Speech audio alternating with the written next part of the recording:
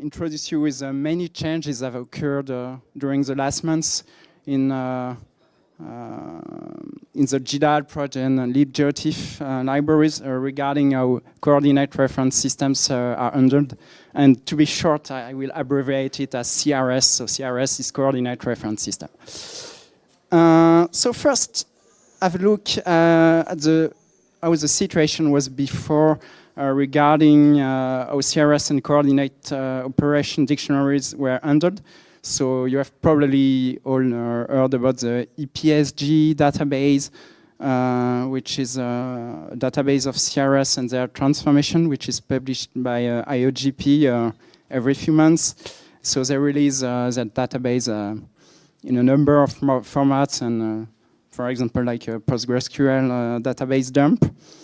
So before we had this situation where in libGeoTIFF, there was a Python script that would import this database in PostgreSQL and then do a few requests, reprocess it, extract transformation from the CRS to WGS84, and dump that in a few custom CSV files. The CSV files were used by libGeoTIFF, and then someone would copy the CSV files into GDAL, and GDAL has its own logic to parse the CSV files and reconstruct CRS object from them.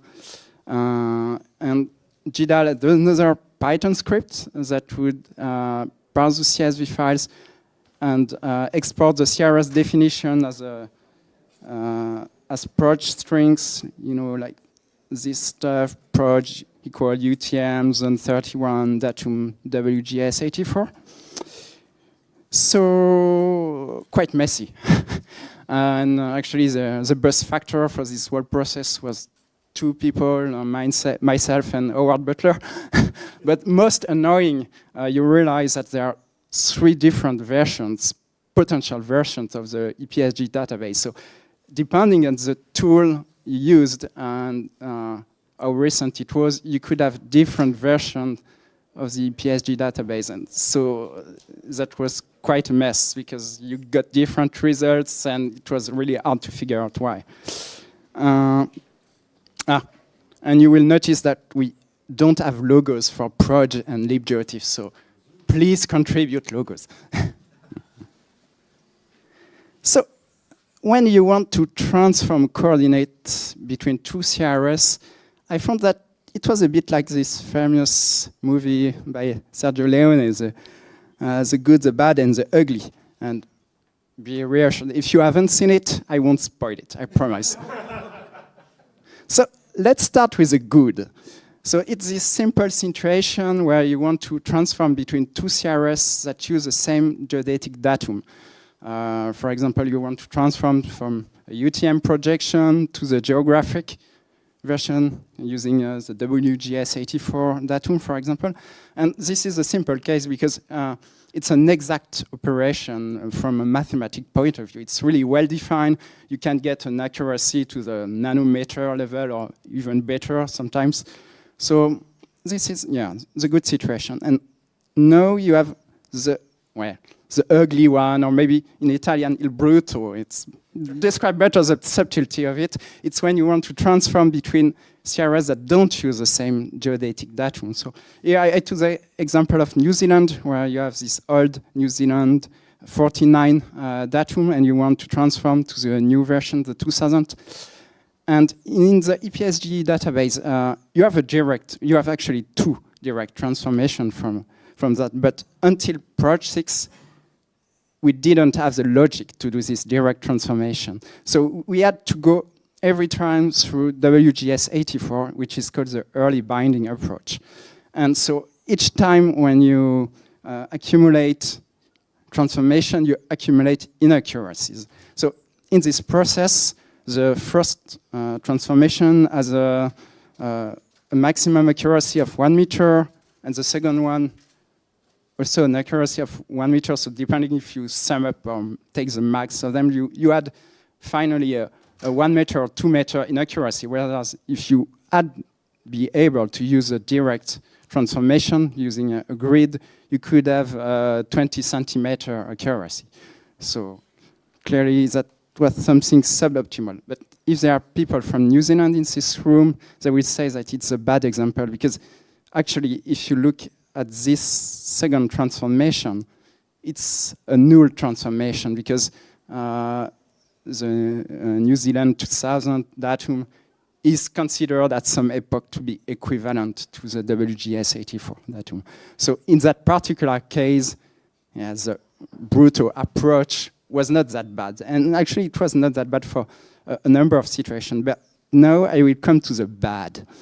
And there are a few bad situations, like when you want to transform between the Japanese datum 2000 to the new version, the 2011, the one that was created after the earthquakes that led to the Fukushima catastrophe. And in that case, you have a transformation between the 2000 datum and WGS 84, but you don't have one between WGS 84 and the 2011 version. So the early binding approach didn't work. And here you really need to use a late binding approach, where if you take the northern part of Japan, the one where the earthquake occurred, you have a correction grid.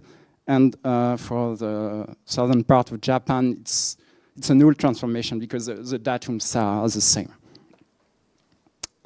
And another bad, I like taking example far from Europe, so it reduces the chance that people can contradict me. So this one is for Australia. And so they have this GDA 94 datum, which is the old new datum of Australia, and the newer one, the GDAL 2020. And here it's really bad, because GDAL 94 was considered to be equal to WGS 84 in 94, and GDAL 2020 is going to be considered as equal as WGS 84 in 2020. So in the EPSG database, you have null transformation for both steps. So if you use a two-step approach, you get a zero shift at all. Whereas in the meantime, Australia has moved by 1 meter and 80 centimeters to the northeast. So clearly here, we need to use a direct transformation. So yes, we had really a need to modernize the CRS management in the CC++ ecosystem. And with the help of Howard Butler to chase for sponsors, we managed to gather funding to make this work possible, and we dubbed it as a GDAL-born effort. So what does PROJ 6 does? It now managed WKT, which was previously in GDAL. So it managed all the variants you can find in the wild, the S3 WKT, the WKT1 variant that was used by GDAL M2NO, and the 2 variant of WKT2, the 2015, and the latest version that has just been published like 10 days ago, the 2019 version. It also implements C++ class hierarchy, implementing the OSGeo abstract topic 2 model. So we have now proper modelization of CRS object in PROJ.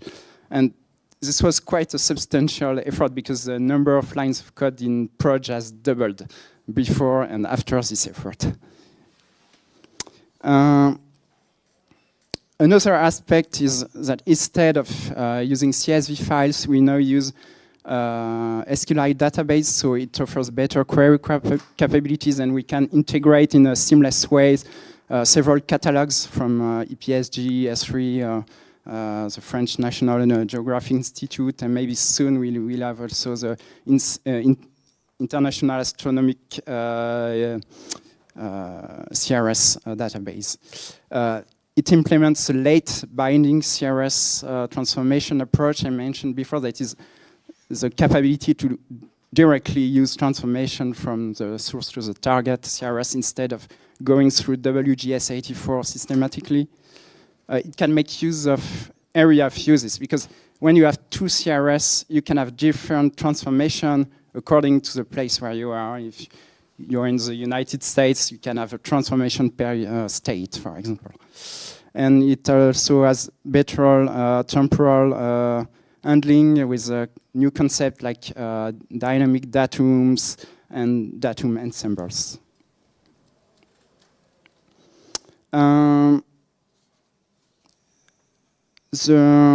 A new utility has been added, PROJ Info, and I strongly recommend you use it if you want really to understand what CRS transformation are done, because it will give you the number of steps and which steps there are and their accuracy. So, for example, here at the bottom, I transform between GDAL 94 and GDAL 2020, and it tells me that 5 possible transformations with their name and their accuracy. And you can get more details. Here it's just a summary. No, a little question for you. You see this PROJ string, and can you tell me which CRS it is supposed to represent? Come on. Because I'm pretty sure you have seen it a lot of times. No?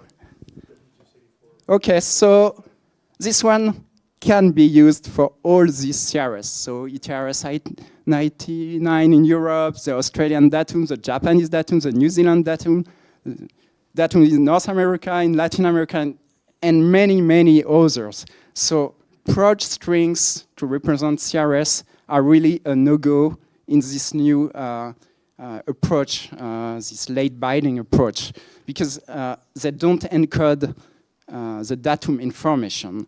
Or, I mean, they encode a transformation to WGS84, which can be clearly suboptimal in use cases. So instead of using them, use EPSG codes or WKT, and in the version of PROJ 6.2 that is going to be released in a few days, you can use what we have called PROJ JSON, which is a JSON encoding of WKT2. So you have a number of options now to convey CRS as strings. Regarding work that has been done in GDAL, so PROJ 6 is now a required dependency. Up to now, it used to be a strongly recommended dependency, but now it's required. So all the WKT support code is now done in PROJ itself. So it brings capability to handle WKT2, and actually WKT2 deployment in the wild was a bit hindered by the fact that GDAL didn't handle it. So now clearly WKT2 usage can raise a lot. We no longer have any CSV file related to CRS, and so now the GDAL database for CRS is a PROJ database. So everything is centralized now.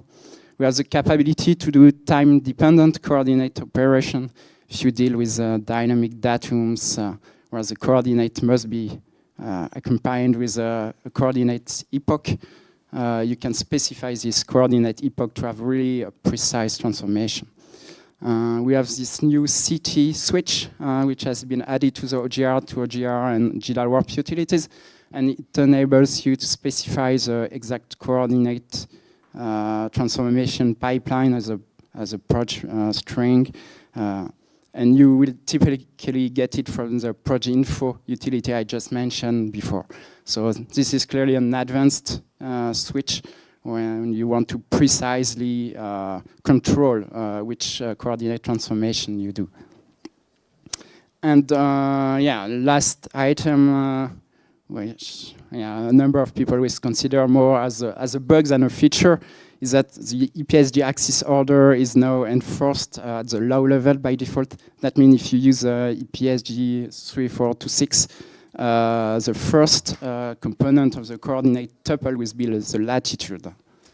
So that you must be aware of that if you use the lower services of GDAL. In GDAL 3, it has switched to EPSG axis order by default. And we have some parameters to use a traditional GIS order because it's still convenient in a lot of situations. Regarding libgeotiff, PROJ 6 is now a required dependency. It no longer use any CSV file, and it just queries the PROJ database when it needs to resolve an object like an ellipsoid definition from its code. Regarding the adoption of this, so we had versions of PROJ, GDAL, and libgeotiff since the first semester of this year. And PROJ 6 API is being used by a number of projects. So QG 3.8 is now using PROJ 6 capabilities. The new version of GRASS, PostGIS 3 will also be able to use it. Poodle 2, which has been released a few days ago, also uses PROJ 6. Map Server 8 will use PROJ 6 too. And we have a wiki page where you can find the adoption status of all those packages. And I've seen recently that Debian is transitioning to PROJ 6. So PROJ 6 and GDAL 3 will be soon in the latest Debian distribution. So I must thank, of course, all the sponsors of the GDAL Barn effort, because without them, it wouldn't have been possible. And that's all. So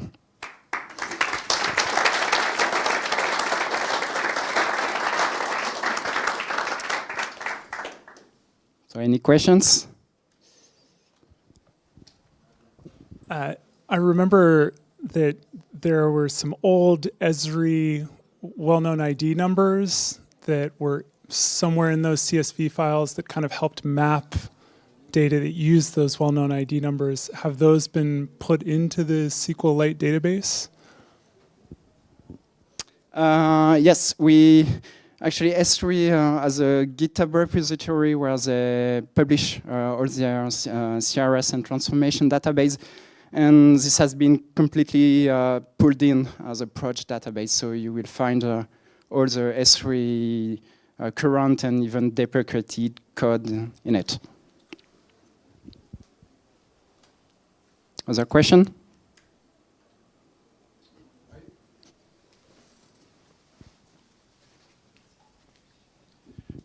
Is there a mechanism in place to specify where the database is located? Sure, there are even several ones. So you have this PROJlib environment variable that has been used for years or decades. And you also have an API call, PROJ set database path, or something like that. Other question?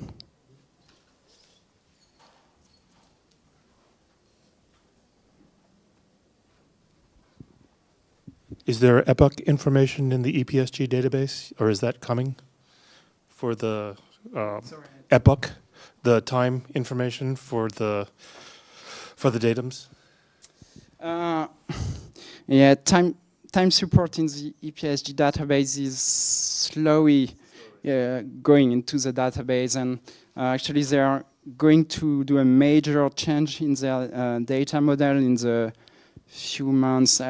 For the end of this year, normally, they will release a new data model where they will probably have more support for temporal data.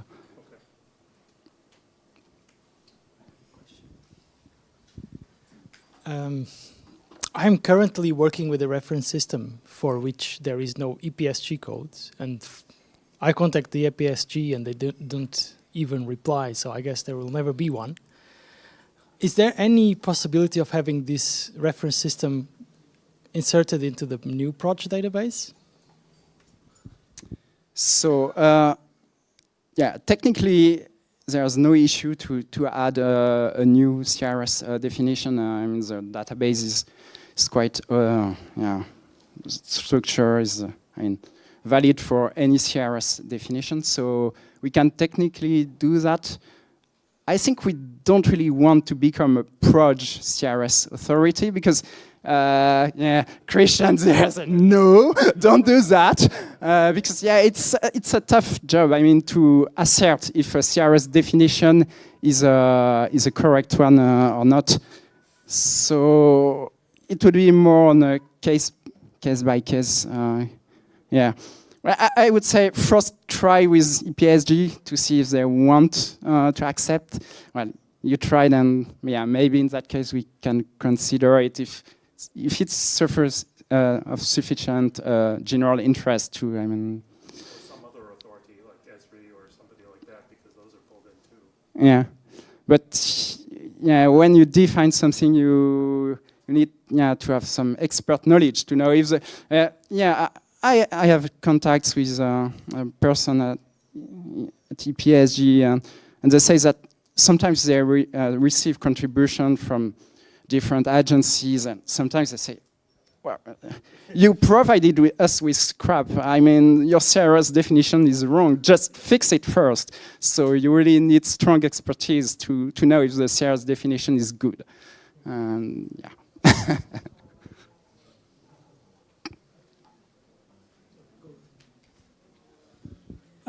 Yeah, and also, yeah, if you contact Esri, like they love putting new coordinate systems in, I find. One thing, you said no proj strings, but there still is proj string support, right? Yeah, we couldn't remove it. It would just have been a nightmare for everyone using proj to know. So it's still there, but it's clearly a deprecated way to encode a CRS. So, I mean, if you considered using the new PROJ API, you should also consider storing your CRS definition in WKT, or if you know the EPSG code, just store it. It's much more reliable, and it has much more content that will enable PROJ to find the appropriate transformation.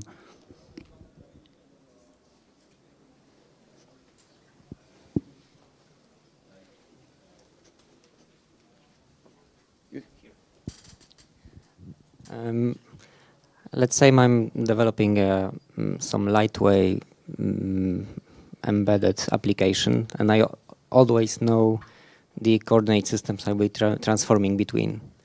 Is it possible to not use this whole server machinery to always specify the sequence of transformations I'll be using?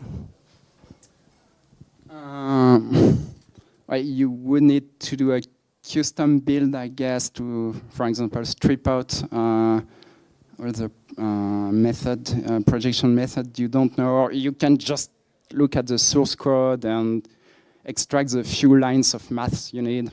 And if you're really constrained by the size, it would probably be the better option. I know that some people have used WebAssembly to transpile code PROJ for the browser, so it's technically doable. I don't know how it performs, but people have tried it. I have used WebAssembly, and on this topic of lightweight, I'm a bit concerned about the C++. So we use the C API from the PROJ 4, so now this is all C++ only, right? So I have a dependency on the C++ standard library, and this linkage issue between different compilers is much more difficult than with C compilers, so this is a big concern for me with the new version. Yes, so there's still a C API. Yeah, but yeah, C++ is a required dependency to build new PROJ. Consider to do it the other way around, the C++ bindings to a C API, because this is such a critical core functionality of the whole GEO stack. It would make a lot of sense to me to do it, and I'd volunteer to do it if you were. So you say you volunteer to rewrite the C++ stuff into C, or? On top of the C, on top of the C. So rewrite the C++ into C, then have the same classes calling the C bindings. This calling the C core. Basically flipping it the classic way to do it with the C++ classes as bindings to the C code. Mm-hmm. Yeah, I guess it's a huge effort. It's so critical, because when you compare to WebAssembly, now with the C++ dependency, it's going to make your WebAssembly so much bigger than the Proj 4 version. So that means load time longer. Yeah, I'm not sure I have a definitive answer to this. Yeah, that's. I'd like Yeah, we can talk to that later.